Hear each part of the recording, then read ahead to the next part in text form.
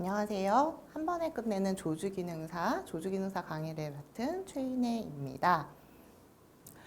이번 시간에는 조주기능사 필기 부분을 진행을 할 예정이고요. 조주기능사는 크게 주류학개론, 칵테일학, 주장관리개론, 고객 서비스 영어 이렇게 네 가지로 나눠져 있는데요.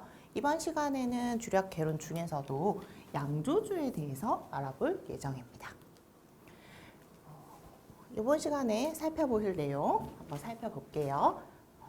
먼저 와인에 대해서 이번 시간에는 알아볼 예정인데요. 와인의 품질을 결정하는 요소, 보관을 어떻게 하는지, 그리고 와인을 드실 때 디캔팅은 또 뭔지, 각국에서 와인의 등급을 표시를 할 때는 어떻게 하는지, 와인은 또 어떤 방법으로 제조를 하는지, 와인을 서비스를 할 때는 어떻게 해야 되고 어떤 온도로 서비스를 해야 되는지에 대해서 이번 시간에 살펴보도록 하겠습니다.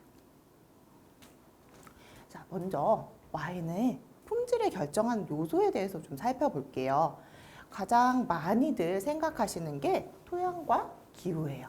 토양이라는 건 각 나라의 땅이 어떤 상태인지를 나타내는 거예요. 그래서 그 나라 토양이 어떤지에 따라서 와인의 맛이 좀 좌우가 되는데요. 미네랄 성분이 많은 토양 같은 경우에는 와인에서도 미네랄 맛이 좀 느껴지고요.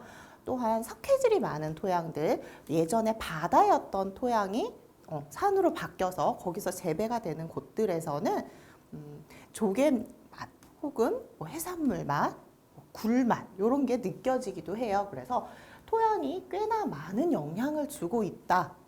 그렇게 아시면 될 것 같아요.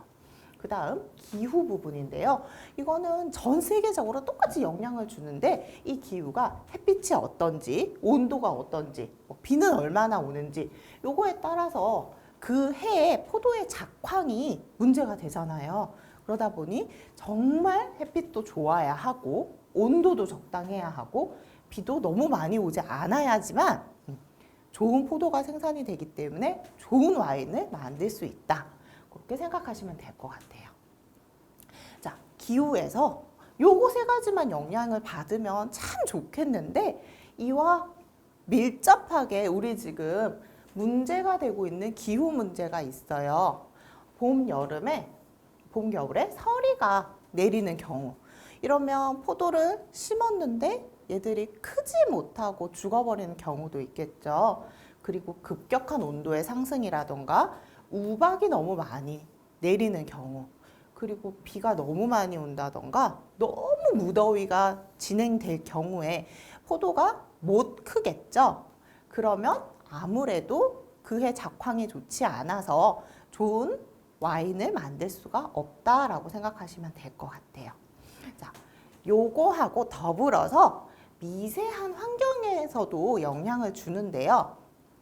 자, 이게 뭐냐면 내가 포도를 기를 건데 그 포도나무를 심은 그 위치가 너무 높다던가 혹은 햇빛을 못 받는 방향이라던가 이렇다면 아무래도 포도가 잘 자라지 않겠죠. 그러면 우린 또 수확하는데 문제가 생길 수 있다. 이런 세 가지들이 전부 기후와 영향이 되어진다. 그렇게 생각하시면 될 것 같아요. 자, 그 다음 우리 이제 와인은 어떻게 보관을 하는지에 대해서 한번 살펴보도록 할게요. 와인은 보관을 할 때는 가장 중요한 거, 온도, 진동, 햇빛이 비치지 않는 곳, 습도. 이게 가장 중요한데요. 항상 12도 정도의 일정한 온도여야 하고요. 흔들리면 와인의 코르크가 깨질 수도 있고 파손이 될 수 있어요. 그로 인해서 곰팡이가 생길 수 있고 그러면 와인 자체에 문제가 생길 수 있기 때문에 진동은 가급적 안 생기는 곳에. 그래서 어떤 일들이 발생을 하냐면 와인 저장고가 있는데 지진이 났다거나 하면 그 해에 작황되어서 만들었던 와인들 혹은 그 이상의 그 전에 만들었던 와인들이 다 파손이 되는 경우가 가장 많아요. 그래서 이 진동을 가장 적게 느끼기 위해서 와인을 보관할 때는 보통 지하에 보관을 하는 경우가 많습니다. 그 지하에 보관을 하는 이유 중에 하나가 햇빛에 노출을 시키지 않기 위해서예요. 우리가 마시는 음료들은 물도 그렇고요. 햇볕이 너무 많이 받게 되면 변성이 생기게 되고 그리고 미생물이 생기고 혹은 산패되기도 하고 하죠. 그러다 보니 햇빛에 직접적으로 노출도 시키지 않아야 되고 진동도 느껴지지 않아야 되고 온도는 일정하게 유지가 돼야 되고 습도도 항상 65도에서 80% 정도 되는 습도를 유지를 해야 되는데 이 습도를 유지해야 되는 가장 큰 목적은 코르크 마개 때문이에요. 우리 코르크 나무에서 생산된 이 코르크 마개는 너무 많은 습도를 머금으면 부풀어서 부서지게 되고 곰팡이가 생기게 되고요. 그리고 습도가 너무 적게 되면 얘는 수분을 흡수하고자 하지만 흡수가 되지 않기 때문에 아예 그냥 부서져 버려요. 그러면 와인 자체가 보관이 힘들기 때문에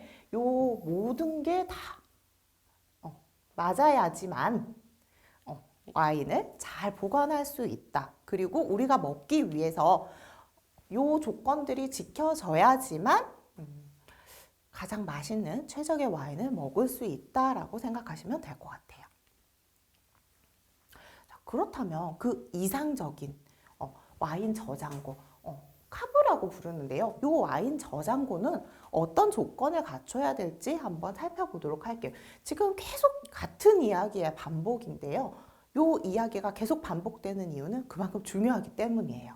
온도는 8도에서 14도. 제가 좀 전에 12도씨라고 말씀을 드렸었죠.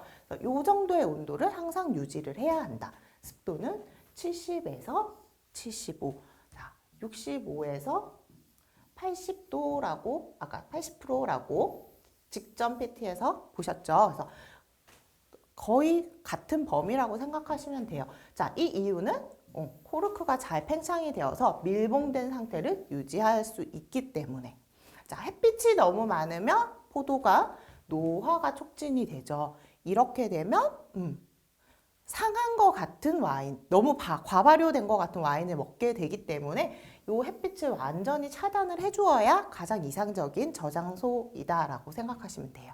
그리고 습도가 너무 높으면 안 되죠. 그렇기 때문에 통풍도 적절하게 해주어야 하는데 이 이유는 와인에서 너무 좋지 않은 냄새가 나지 않게 해주기 위함이에요. 그래서 습도가 너무 높고 통풍이 되지 않는다면 약간의 곰팡이들로 인한 냄새들이 와인으로 다 흡수가 될 수 있기 때문에 요거는 절대 지양해야 되는 거라고 생각하시면 돼요. 그래서 적당한 습도와 통풍, 빛은 꼭 차단해서 저장을 해야 된다.